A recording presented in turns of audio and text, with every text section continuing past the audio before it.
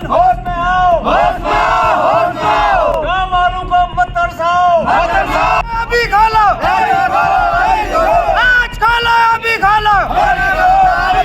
नमस्कार, आप देख रहे हैं सिटी न्यूज हल्द्वानी। जहां इन दिनों हल्द्वानी में राजनीतिक सरगर्मियां तेज होना शुरू हो गई हैं, तो निकाय चुनाव को लेकर आचार संहिता भी लगी हुई है। वहीं दूसरी तरफ इस चुनावी माहौल में हल्द्वानी नगर निगम के वार्ड नंबर 60 के लोग अपनी मांगों को लेकर धरने पर बैठे हुए हैं।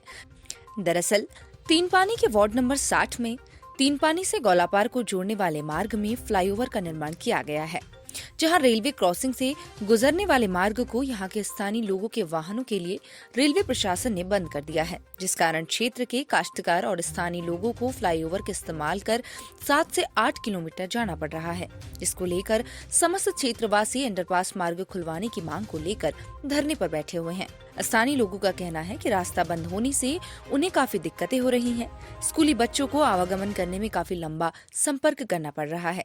प्रदर्शन कर रहे स्थानीय लोगों का कहना है कि जब तक उनकी ये समस्या का हल नहीं हो जाता, तब तक वो धरना देते रहेंगे।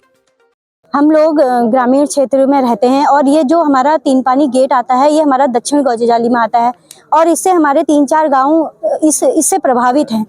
और यहाँ पर होने वाले सुविधाएं, मिलने वाली जो सुविधाएं हैं और जो नहीं हैं, उससे हम सभी लोगों को बहुत हमारा जीवन प्रभावित हो रहा है। ये इस फ्लाईओवर के बनने से जहाँ लोगों को सुविधाएं मिल रही हैं, लेकिन हम जो ग्रामीण के लोग हैं, किसान लोग जो हैं अत्यधिक यहाँ पर रहते हैं, जिन्हें अंडरपास नहीं मिलने से बहुत नुकसान झेलना पड़ रहा है। छोटे छोटे बच्चे हमारे जो स्कूलों में जाते हैं, अब उन्हें स्कूल जाने के लिए कम से कम 4-5 किलोमीटर पैदल चलना पड़ेगा, क्योंकि बच्चों को तो हम फ्लाईओवर से अकेले नहीं भेज सकते ना।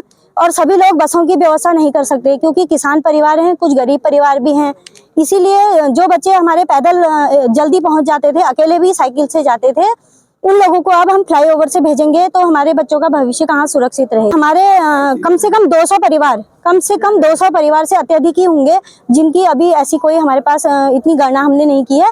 मैं अनुमानित आप लोगों को बता रही हूँ। इसलिए मैं अभी हमारे निकाय चुनाव चल रहे हैं, मैं चुनाव के संबंध में अभी आपसे कुछ नहीं कहना चाहती, क्योंकि ठीक है, वह भी एक हमारे क्षेत्र, एक हमारे जो ये हमारा समाज है और हमारा उसका एक महत्वपूर्ण हिस्सा है, और जिसे हम अभी रोक नहीं सकते और जो होना बहुत जरूरी है। और मैं हमारी जो सरकार है उसका मैं विरोध भी नहीं कर रही, क्योंकि सरकार ने हमें इतनी सुविधाएं दी हैं। बस मैं अपने क्षेत्रवासियों की ओर से एक निवेदन करना चाहती हूँ। माननीय सांसद महोदय ने भी हमें आश्वासन दिया है और हमारे कमिश्नर साहब भी यहाँ पर आके मुआयना करके गए, जिन्होंने हमसे ये कहा कि ये रास्ता बंद नहीं होगा।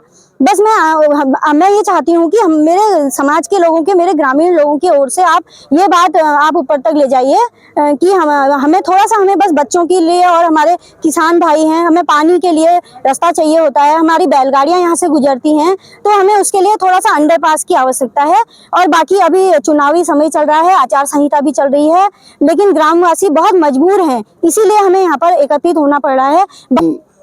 10 से 25,000 बीच की जनसंख्या है, जिसका मेन रास्ता ये है। यदि हम ये रास्ता बंद हो जाता है तो हमें लगभग 8-9 किलोमीटर राउंड काट के यहाँ आना पड़ेगा इस फ्लाईओवर में।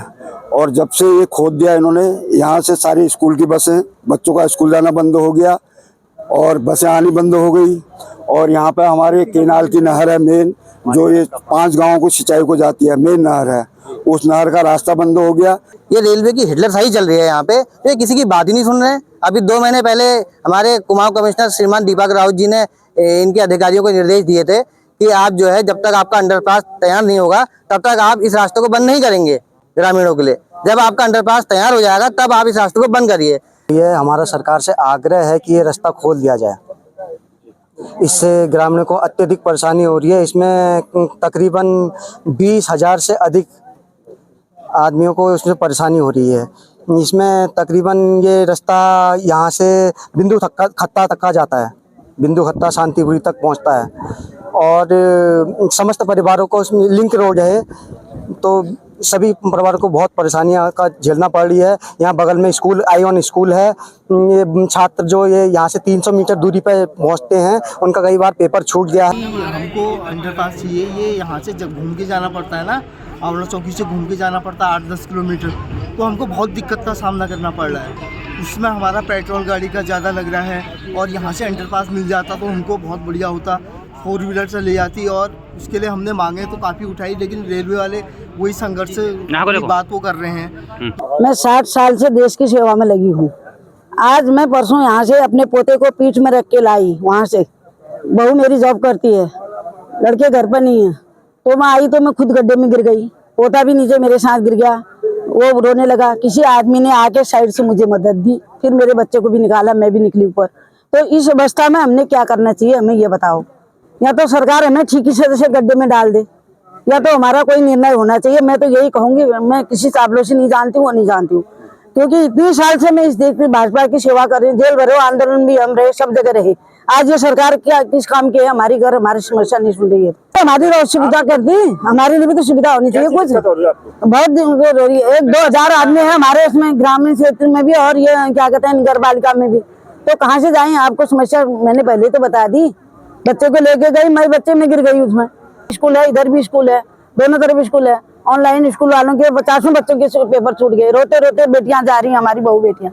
तो अच्छी बात है कोई? हमें थोड़ा से दो पहियों वाली गाड़ी के लिए, 2 पाँव के हमारे चलने के लिए यहाँ से हमें रोड मिल जाए, और हम कोई मांग नहीं है हमारी, कोई वो ना हमारी गुंडागर्दी है, ना हमारी कोई वो है। सरकार से हमारी इतनी रिश्वत है कि हमें यहाँ ये छोटी गाड़ियों के लिए जगह मिल जाए। को लेकर आपका क्या कुछ कहना है, कमेंट में जरूर बताएं। ऐसे ही अपने शहर हल्द्वानी की हर छोटी बड़ी खबर को देखने के लिए सब्सक्राइब करें सिटी न्यूज़ हल्द्वानी।